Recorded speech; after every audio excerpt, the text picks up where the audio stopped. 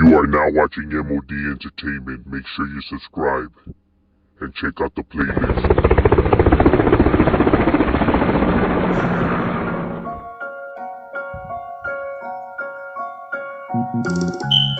I grew up hearing gunshots in the late night. Ghetto bird, police sirens as a mother cries. Just another victim of the Soundbrown genocide. Locals posted, locked and loaded, ready to take lives. And when they heard the chief late, they would duck up out of sight. Like your car when the sun down, it was mission time. You had to stay alert, cause bullets always travel blind. We stayed posted, we stayed drinking, and we getting high. Marchando down the enemy's neighborhood as we ride. Put the hood, put the glica sample, fuck their side. No regrets, but the truth is no peace of mind. G-File. Now, starting off right here in Atwater Village, because if you're coming from the San Fernando Valley going into Los Angeles, it is the first area and city in which where Nela starts. Nela meaning Northeast LA. So right here in Atwater Village, you have the most dominant neighborhood, which is the Rascals gang. You know, the Rascals neighborhood has already been right here for a cool minute. I was told since the 70s. So roughly a pretty old school set. You feel me? They're large. They dominate all of Atwater Village. I have talked about them in the 818 portion because they do have some members by Glendale, since Glendale and Atwater are right next to each other, so you do catch them around in the 818. But this is home base for them. Their home ground is Atwater Village, by the park and all that. Is where you'll find them through those back ends and those back streets. It's what's considered their neighborhood. And the Rascals gang is definitely with the business, homie. These guys ain't no chumps, ain't no pushovers. These guys definitely put their vital on the map and be holding it down right there. You know, they're the neighborhood around here that causes a hard time for law enforcement and all of that, you know, going at it with the surrounding neighborhoods, like Tunerville and, you know, just other gangs that are based around that area. And the Rascals, homie, they'll tell you, man, the Rascals is with it, homie. These guys ain't no chumps, homie. You know, they with the business. You feel me? And not only that, these guys actually do have some rappers and some promoters. You know, one of them was from High Power. And the Rascals is located in other locations like Moreno Valley. When people talk about like Moreno Valley Rascals, it's the same as the Rascals gang. You know, it's the same thing. But yeah, this is who the TRS neighborhood is, standing for the Rascals, and they be holding it down right there, large in numbers.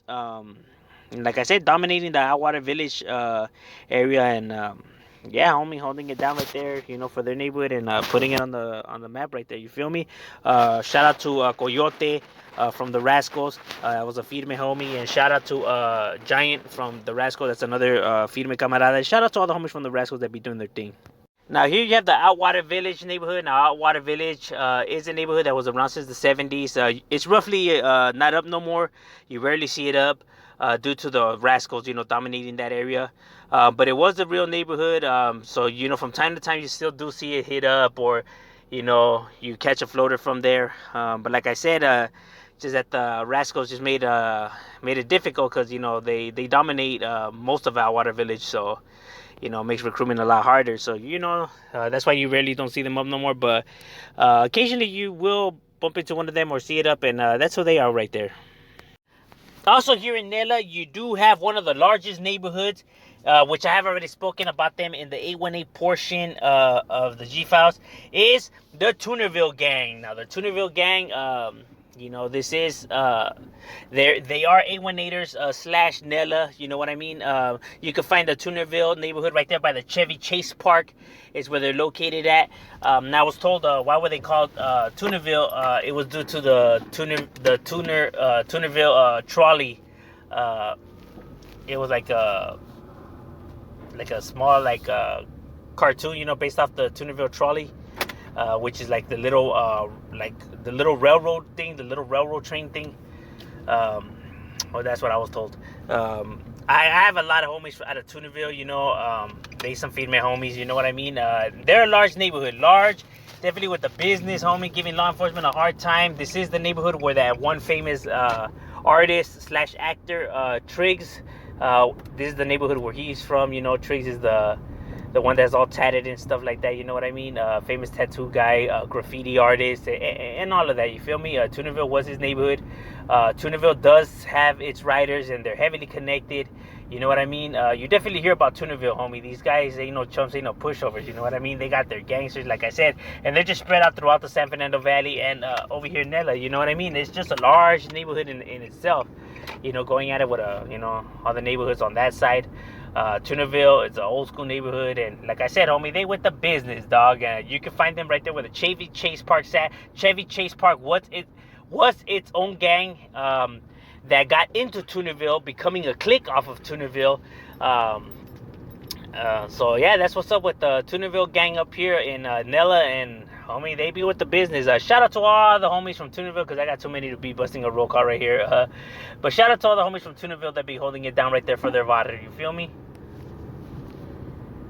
Now right here you have an old school barrio, which is the barrio Eastside Clover. Eastside Clover is located right here in Nela, on Clover Street, and like through those back ends, like what's 19th Street, 21st Street, all the way to 28th. So everything, they have a pretty good chunk size and territory, you feel me? These guys definitely have it on lockdown, and you know, they with the business.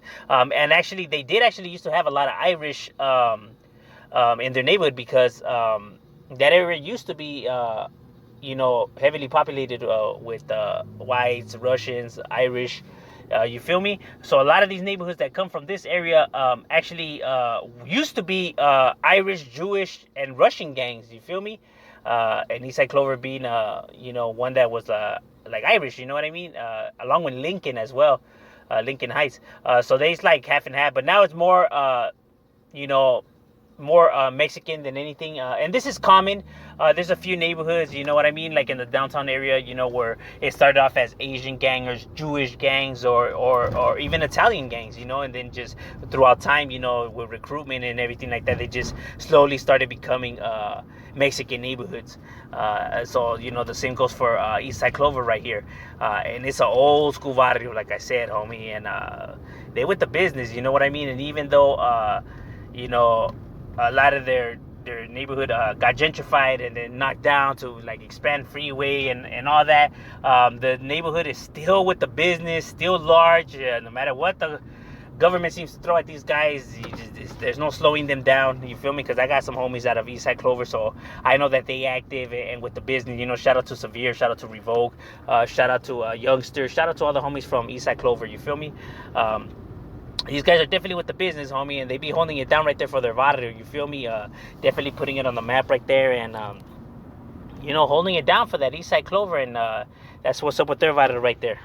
Now, another neighborhood that you have up here is the Rose Hill Gang. Now, the Rose Hill Gang is located right there where the Rose Hill Park is at. This neighborhood hasn't been around for that long. I was told roughly around the 70s, 80s, por allí. They have always been roughly a small neighborhood due to so many neighborhoods just being jam-packed in that area, and Rose Hill being, you know, a small community in itself, you feel me? So, you know, but even though they may not be large as you know, their counterparts and everything like that, they still be holding it down. They still have their riders. You can still find them posted at the Parque, the Rose Hill Park, and they still be doing their thing right there, homie. These guys ain't no chumps, ain't no pushovers, you know. They definitely be representing for their barrio and putting it on the map, you know. You do hear about these guys, you know. They do make noise, you feel me? So don't ever get it twisted. You know, they with the business. That's that RHG, you know, Rose Hill gangsters right there representing for their barrio and putting it on the map, you know. Shout out to the homie Heavy from Rose Hill, and shout out to all the homies from Rose Hill that be putting it on the map. Now, another neighborhood right here in Nelas is the Frogtown neighborhood. Now, the Frogtown neighborhood is right here in Nela, was known as the Aliso Valley area, you feel me, where it's Riverside Drive. So where the riverbed's at, where the LA riverbed's at, that's where you'll find the Frogtown neighborhood. You feel me? And the reason why it's called Frogtown is because you know, where the LA River's right there, they used to have a gang of frogs there, toads and frogs, you know what I mean? Because of the vegetation that grows right there. As a matter of fact, how we were in COVID and whatever, and the cities weren't working, and you know, so they weren't cleaning it up, you could still see the vegetation, how it grows, and and you know, frogs are attracted to that. You know what I mean? So you know, that's why it tends to have like a lot of frogs. It doesn't have as many as it used to, but before it was like infested with frogs. You know what I mean? Because I have a homie, Big Duke, you know, rest in peace. He used to tell us that how like in the night you would just hear them and shit. He said he used to drive him crazy. He said sometimes he would be high off of PCP tripping up. Rest in peace to the homie Duke. No, but yeah, you know, Frogtown is an old school neighborhood. Has been around since the 1930s, so it's an old school neighborhood. Now it's not as large as it used to be. It used to be a lot larger, you know what I mean? But due to gentrification and, you know, booting out families and stuff like that, makes recruitment a lot harder. You know, neighborhood gets smaller. You know, the Huda, you know, has been combating this neighborhood. They might have slowed it down a little bit, but it's still active. It's still around. It still has its heads. It still has its representatives. You feel me? They still be doing their thing. You feel me? That should still be cracking right there. Like I said, it's an old school neighborhood. So it's, you know, it's heavily rooted in there. Not only that, but you know, a few tank crews had gotten into their hood as of recently. So you know, so they're still functioning. You know, you can still see the activity by these guys. You feel me? Now, the Frogtown neighborhood was putting in so much work before, you know, because it used to be active on this side. You know what I mean? They used to put in so much work that they, you know, that's the reason that they had the gang injunction. You know what I mean? I mean, the city just doesn't put the gang injunction on you, just, you know, because you don't be doing nothing. You feel me? So they get it on and cracking, homie. But yeah, that's what's up with the Frogtown neighborhood right there, holding it down for their rider right there. Now, also right here in Nelas, you do have an old school barrio. I mean that this barrio's old school. It could be one of the first, if not the first gang, you know, in Los Angeles. You feel me? You know, if not the first, it's one of the first ones. You know what I mean? Which is the Dogtown. Now, Dogtown has been around since before the 1900s. So like 1890 something, you know, it was established, but it was established before the 1900s, because they have records of these guys before the 1900s even hit. You know, law enforcement was already aware of them, and you know, had arrested already several of these guys and incidents with them and stuff like that. You know what I mean? Is the Dogtown Rifa, DTR. Now DTR is located right there where the projects are at, in Nela. Now, the reason it's called Barrio Dogtown is because there used to be a dog pound right there. You know what I mean? And so you would just constantly hear the, you know, the dogs, you know, barking and stuff like that. So that's the reason. Well, the dog pound is not there no more. They moved the dog pound, but that is the reason why it's called Dogtown. You know what I mean? Because of all the, you know, the dog barking you would hear and stuff like that. Now, the Dogtown Rifa is a neighborhood, I'm telling you, because it's so old school. It's large in each area. It's not as large no more, like as it used to be, but as a whole, it's a large neighborhood. Now, what do I mean as a whole? Is because this neighborhood has cliques in Orange County, in Las Vegas, in Lancaster, in Riverside, up and down California, and several states. You know what I mean? You guys already know how the get down is. You know, homies move, they recruit. You know what I mean? So these guys are spread out like all over the damn place. You know what I mean? But right here, Nelas is their birthplace. Right here, where the projects are at, it's their home base for them. Right there on Montavista Street. You know what I mean? So Montavista Street is the street where it all began. You know, where they kick it at, where they be doing their thing. You feel me? Like I said, homie, these guys already have generations, you know, of their neighborhood. Dogtown is with the business, homie. Like, you definitely hear about them, you know, and they be doing their thing. It is also the neighborhood in which the rapper Tyrant Cujo, is the neighborhood where he's from. You know what I mean? So the homies from Dogtown, they be doing their thing, homie. They be putting it down, representing, you know what I mean? These guys ain't no chumps, and you know, they be holding it down right there. You know what I mean? Shout out to Short Dog from Dogtown, and rest in peace Joey from Dogtown, and shout out to all the homies from Dogtown that be doing their thing right there. You feel me?